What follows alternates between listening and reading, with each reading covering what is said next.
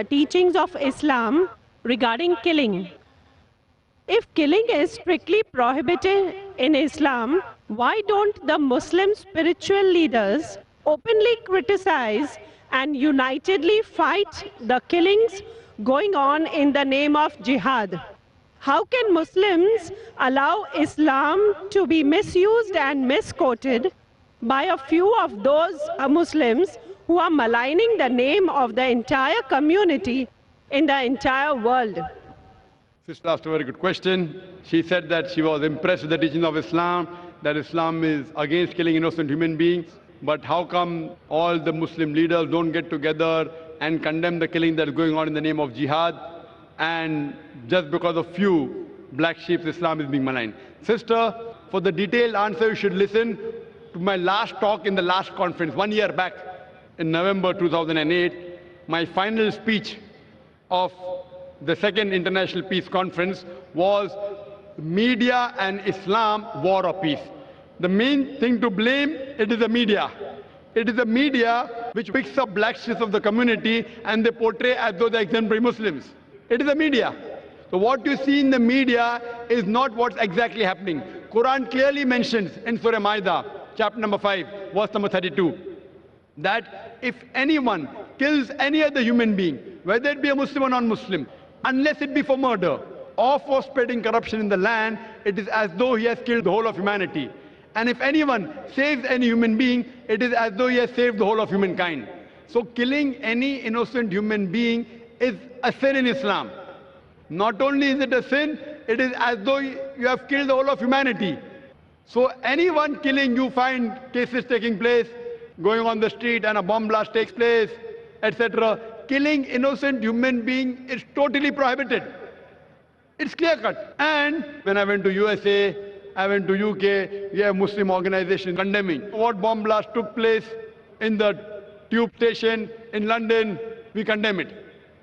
I went to America, I found some of the Muslim organizations condemning what's happening in 9/11. I agree with them. I agree with them. What happened in 9/11? A few thousand people killed. It is to be condemned. Who did it? I don't know. I'm not saying Muslims did it. It is the media which is saying there's no proof at all. There's no proof. But whoever did it, there are, if you go on the internet, you have various documentaries showing that it was a government job, inside job. George Bush did it. I don't know who did it.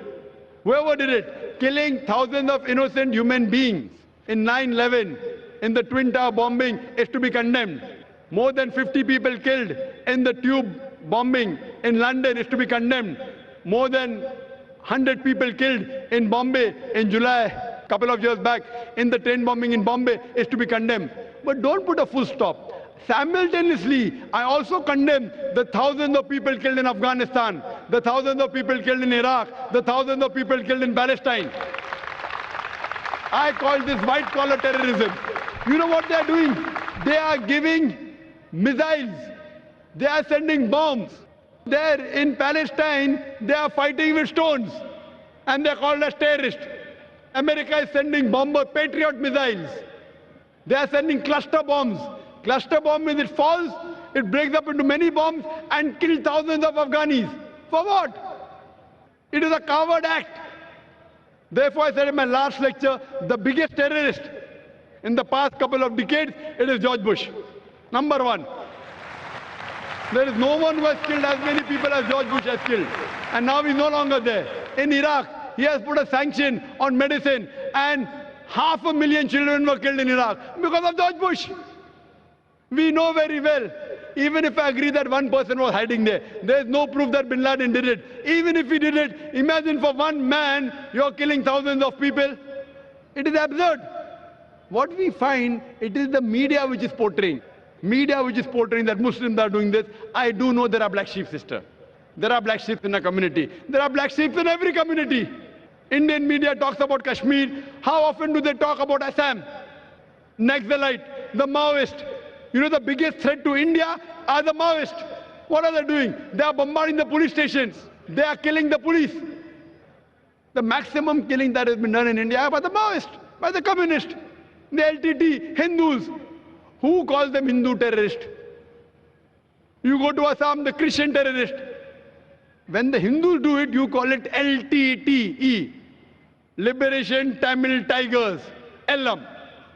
If you go to UK, IRA, Irish Republican Army, they're Catholics. They have a big difference between the Catholics and the Protestants. No one calls them Catholic terrorists. Why? So what we find, that no religion teaches to kill innocent human beings. But there are more non-Muslims killing innocent human beings than Muslims. Now so-called Muslims who killed innocent human beings, they aren't Muslims. They aren't following the teachings of the Quran and the Prophet.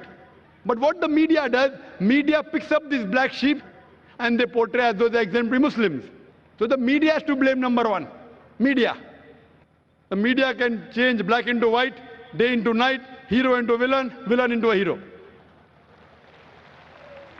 You can hear my talk, Is Terrorism a Muslim Monopoly? And you'll get more details, inshallah.